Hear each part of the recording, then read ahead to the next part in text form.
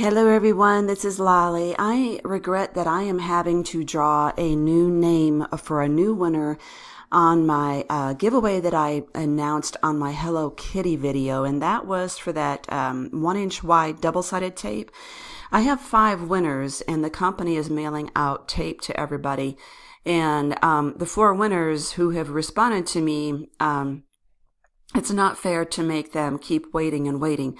And I had given a deadline. Not only did I post the winners in my giveaway winner video, but I also went back and I found all those comments for the winners in the original giveaway. I replied to them all so they would have 2 ways of finding out that they won.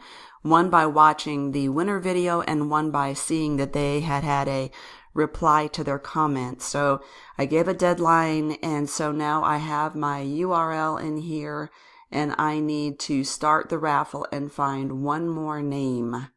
It says, there's the comments right there, and this one is replacing Linda, and it is Crafts and More with Donna Jackson. Okay. Girl, today is the 8th, 9, 10, 11. If you could respond by the 12th, and I want you to respond to this video and email me. I will give you my email in the video description under this video. Please email me your address, your mailing address. Thank you so much for watching, everybody.